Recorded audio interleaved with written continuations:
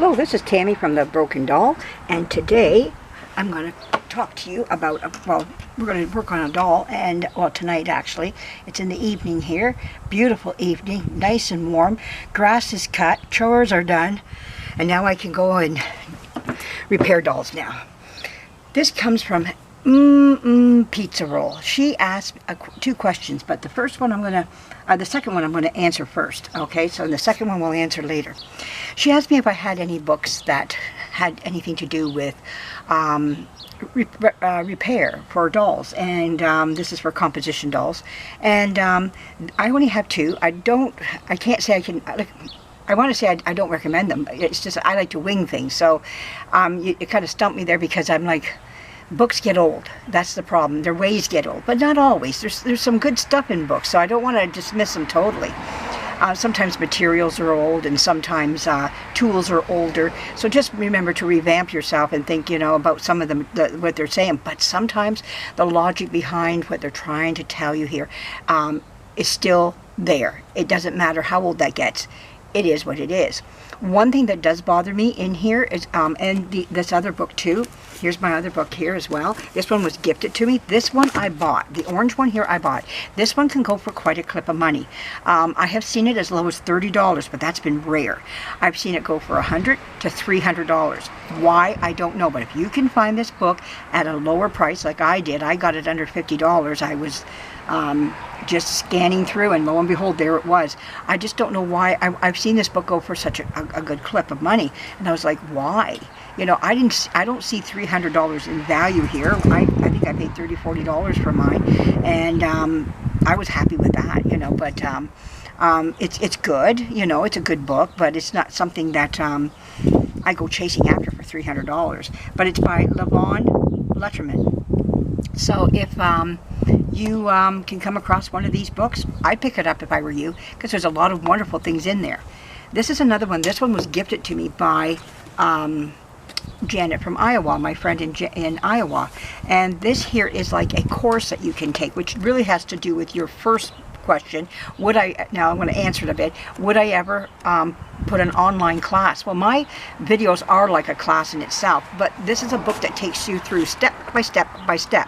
And she gifted this to me, and again, a lot of the stuff, it will never change, but there are some things like tools and equipment, and products that we use will change. But this book here is a wonderful book, and it comes out of Pennsylvania.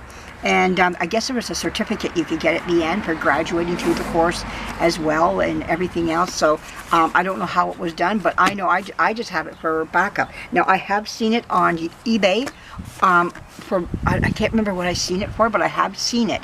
I looked it up, and it was on there. I was surprised to see it. So somebody else must have taken the course and was done with it, or picked it up somewhere and wanted to sell it to see if they can make some money. I don't know what the case may be, but whatever the case, they were selling it. And yeah, so there's a phone number on here, 717-876-6340. I don't know how old this book is. I've been looking for a year in there, and I can't find one. Maybe it's because I'm just not seeing it, or there may not be one in there. But this is it's a wonderful book. It has a lot of everything in there. But again, all I advise is that you remember we have newer tools out. We have better products out, like Milliput, and better two-part epoxies now than we did even back when this one here has been revised over and over again. This book was first written in '76, first printing. Then the second was in 1981. The third one was revised in 1984, so they knew things were changing a bit. And then there was a fifth printing, 1990, completely revised. So this book has been completely revised back in 1990, which is the year my daughter was born in. So I know exactly what it is. So 35 years ago, this was revised completely. So, but now it's 35 years old, revised. And so my thing is how much more are things now today. I thought that was dirt up there, sorry. It was just, it's a number. But anyways, dust, I thought it was dust. But anyways, yeah, so if you can pick this one up, I would say so. And this one too, they're both good. Those, I don't have any more. So this is all I can say. I do read them from time to time, but a lot of stuff I like to wing and learn, because I learn better that way. But tonight we're going to come out here. It's an evening. Like I said, I got the grass all cut, and we're going to do, well, maybe I should stop this video. Well, I'll let it keep going for a little bit here. I'm out. My thinking is back and forth here on this. But anyways, let's see where we're at. Oh, we got time here. So anyways, let's, I want to take my Dremel. This is my Stilo Dremel. This is what I'm talking about. I don't know how long this has been out, but I don't know if they had this back in 1990, but I can sure tell you it's here today. And if I were you, if you want to get into your restorations, this is a wonderful tool. I've got a backup one because I love it so much. I just can't see my life without my little Dremel here. But anyways, what I want to do is take this body here, and I want to show you how I get all this out of here instead of just taking my knife and picking it all out, you know, which can be done, but it's so much easier by using the this wonderful little tool called the Dremel. So just watch as I do this here.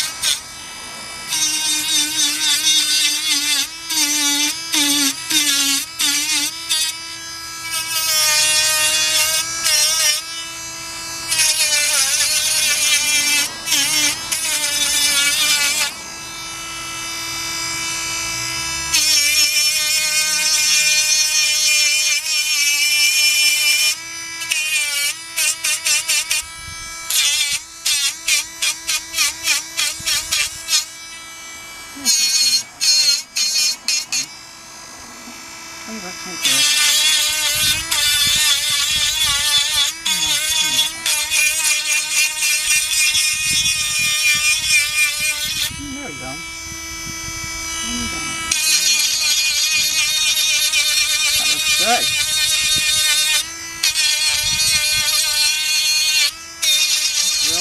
See how nice that turned out? Just beautiful in there. You know how much picking away that would have been?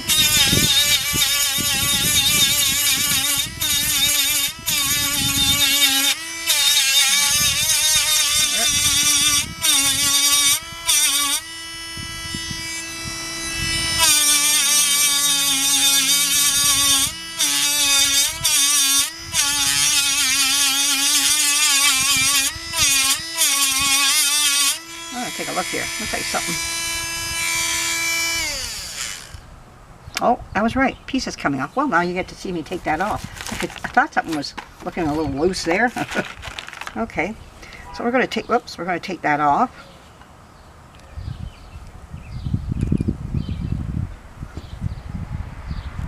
Don't want to pull too much on that.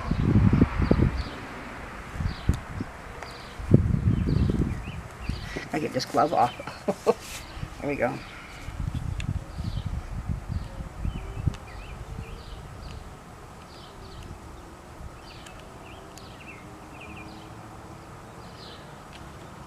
There we go.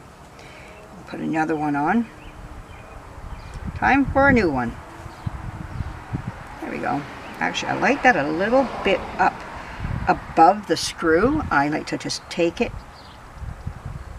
There we go. Just a little bit. There we go.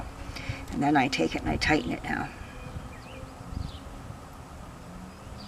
Oh, gee.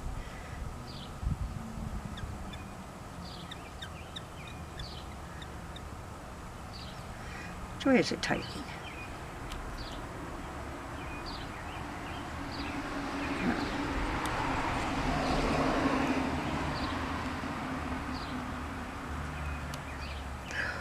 Okay.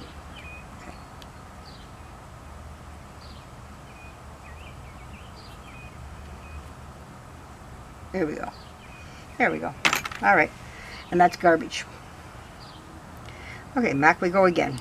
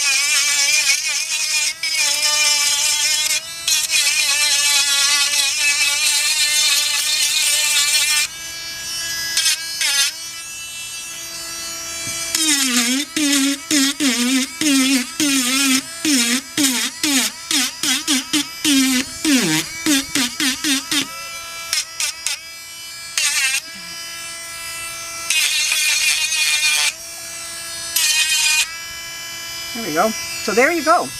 That's how I get that all out, and it's nice and smooth, but it still needs some more work in here. I can see where I usually have to do some cleaning up.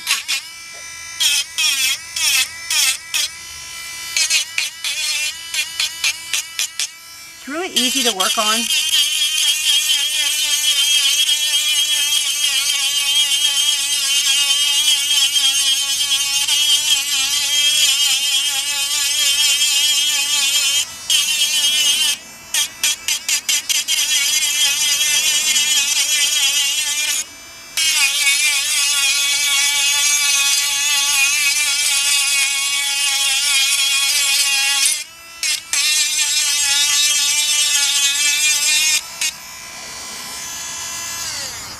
Okay, so there we go. I hope that helps a lot of you out and convincing people that if you are looking at restoring dolls, how important a Dremel is to you and the work that it can do for you, and make it a lot easier, not so frustrating trying to pick off every little piece of paint. Let me see where I am on my timing here. And we're getting up there. But anyways, I hope you see the value of it, and that you're impressed by it, because I always am. I'm always impressed by my Dremel here. I've always promoted it with a very positive message because it's one of my tools that I just love. And like I said, I bought myself a backup one because I was afraid that if this ever wore out, because I use it so much, especially when it comes to these armholes. It's beautiful for getting in there. There's no rough edges. It smooths everything right down. The leg can go right back in there again, and it fits very nicely. It doesn't expand the leg or anything. Just takes out the paint. That's all I'm doing, and making a nice smooth surface in there. You can see the leg really is just like they don't make these to be exact. They're not. One thing I wanted to tell you was too, back when I was spraying my dolls' heads down, and putting it on their bodies and everything, that spray that I found, Krylon, it's like a varnish. Well, I put the body on a hook outside where you can put a plant on, and I was doing other things at the time, and I walked into the house that night and it rained. And I forgot about bringing the body in, and it's composition, but it was painted, it was sprayed, but I'm afraid what was going on the inside of the water dripping, but it dripped right back out again.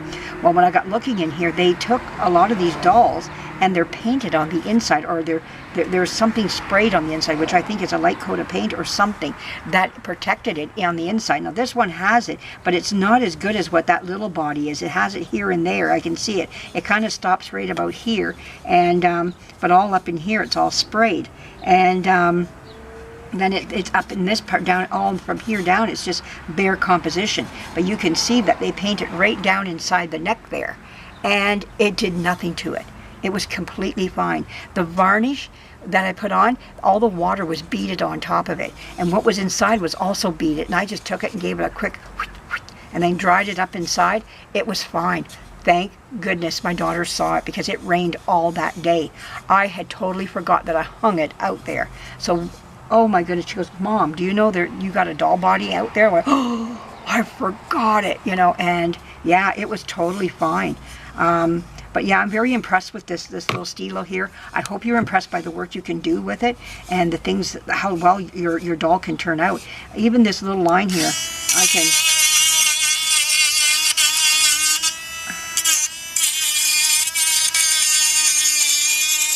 There we go.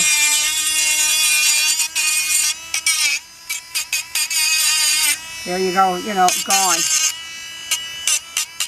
And if you got little flecks of paint that are left from where you picked off the paint, you can just go like that. I just do little taps, and it works out beautiful. And just going in those armholes.